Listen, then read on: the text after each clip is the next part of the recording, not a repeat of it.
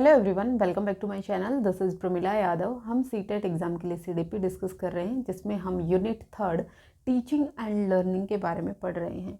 आज हम डिस्कस करेंगे फेज़ ऑफ टीचिंग, यानी जो शिक्षण है उसके स्तर कौन कौन से होते हैं। शिक्षण के स्तर 3 होते हैं: प्री एक्टिव, इंटरएक्टिव और पोस्ट एक्टिव। प्री एक्टिव मतलब पूर्व क्रियात्मक अवस्था, अंतः क्रियात्मक अवस्था और पश्चिम क्रियात्मक अवस्था। लेवल्स फेज ऑफ टीचिंग समझने से पहले हम देखते हैं कि जो टीचिंग और लर्निंग प्रोसेस है, इसके पोल्स के बारे में दो साइकोलॉजिस्ट इम्पोर्टेंट हैं। पहले आते हैं जॉन एडम। एडम कहते हैं कि जो टीचिंग लर्निंग प्रोसेस है ये बाईपोलर है। ये कैसा है? ये बाईपोलर है, यानी इसके दो पोल्स होते हैं, दो ध्रुव होते हैं। दो ध्रुव कौन कौन से होते हैं? एक ध्रुव होता है स्टूडेंट, और दूसरा होता है टीचर। दूसरा कौन है? टीचर। इन्होंने टीचिंग लर्निंग प्रोसेस के दो पोल्स बताए। ये कहते हैं कि टीचर सिखाने वाला होता है और स्टूडेंट सीखने वाला होता है। दोनों आपस में अंतःक्रिया करते हैं, तब टीचिंग लर्निंग प्रोसेस है वो सक्सेसफुल होता है। ये किसने कहा? जॉन एडम ने क्या बताया? बाईपोलर दो पोल्स बताए। लेकिन इनके बाद आए जॉन डीवी। इनके बाद कौन आए? John Dewey. जॉन डीवी कहते हैं कि जो टीचिंग और लर्निंग प्रोसेस है वो टू पोलर यानी बाईपोलर ना होकर ये ट्राईपोलर होता है। ये कैसा होता है? ट्राईपोलर होता है। ये तीन ध्रुव होते हैं। इसके तीन ध्रुव कौन कौन से होते हैं? एक पे स्टूडेंट होगा, एक पे टीचर होगा, और तीसरा ध्रुव आ जाएगा आपका पाठ्यचर्या यानी करिकुलम का। पाठ्यचर्या यानी करिकुलम का। इन तीनों के बीच में इंटरेक्शन होती है किसी भी लर्निंग आउटकम के लिए। इन्होंने टीचिंग लर्निंग प्रोसेस के तीन पोल्स बताए। कौन कौन से? स्टूडेंट, टीचर और पाठ्यचर्या। पाठ्यचर्या में क्या क्या आता है? पाठ्यचर्या में आपका सिलेबस आता है, यानी आपका पाठ्यक्रम भी पाठ्यचर्या का हिस्सा होता है। पाठ्यक्रम सिलेबस हो गया, आपकी बुक्स हो गई, आपकी टीचिंग मेथड हो गई, यानी आपकी शिक्षण विधियाँ हो गई। इसी में शिक्षण विधियाँ होती, कौन से शिक्षण विधियों का यूज करेगा, कौन से शिक्षण तकनीक का यूज करेगा, कौन से TLM का यूज करेगा, यानी टीचिंग लर्निंग मटेरियल, शिक्षण सहायक सामग्री का इस्तेमाल करेगा। ये सब चीज़ें किस में आएंगी? ये पाठ्यचर्या में आएंगी। इन तीनों के इंटरेक्शन से टीचिंग लर्निंग प्रोसेस की जो लर्निंग आउटकम्स हैं वो आती हैं। तो आपको ये क्लियर हुआ होगा। जॉन एडम ने बाईपोलर यानी दो ध्रुवीय प्रक्रिया बताई। ये कहते हैं कि शिक्षण और अधिगम है ये दो ध्रुवीय प्रक्रिया। एक ध्रुव पर शिक्षार्थी होता है और एक ध्रुव पर अध्यापक होता है। लेकिन जॉन डीवी कहते हैं कि जो शिक्षण और अधिगम की प्रक्रिया है ये दो पोलर ना होकर ये ट्राईपोलर होती है, त्रिध्रुवीय प्रक्रिया होती है। इसमें तीन ध्रुव पर, एक पर स्टूडेंट होता है, एक पर टीचर होता है और एक पर पाठ्यचर्या होते हैं। इंपॉर्टेंट है, आपको याद रखना है। जॉन डीवी का कई बार पूछा गया है।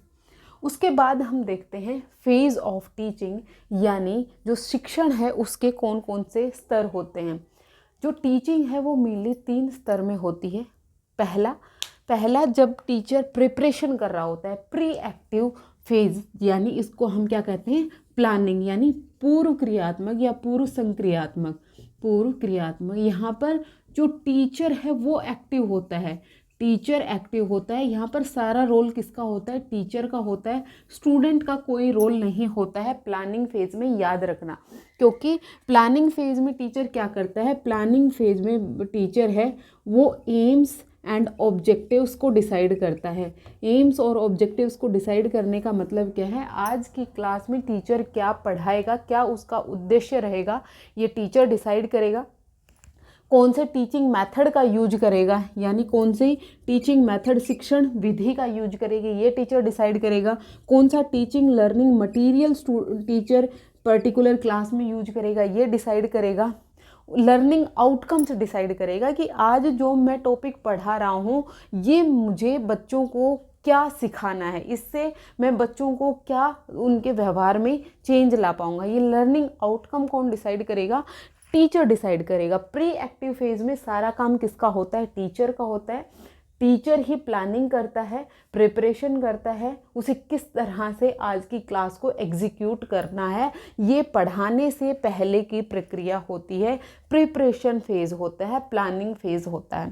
दूसरा फेज़ आता है इंटरेक्टिव यानी अंतःक्रियात्मक। इंटरेक्टिव को हम बोलेंगे अंतःक्रियात्मक फेज। ये कौन सा है? अंतःक्रियात्मक है। यहाँ पर टीचर और स्टूडेंट दोनों के बीच में इंटरेक्शन हो रही होती है, अंतःक्रिया हो रही होती है। जो टीचर ने प्लानिंग की, अब उसका एग्जीक्यूशन का टाइम आ गया है, अब इंटरेक्शन का टाइम आ गया है।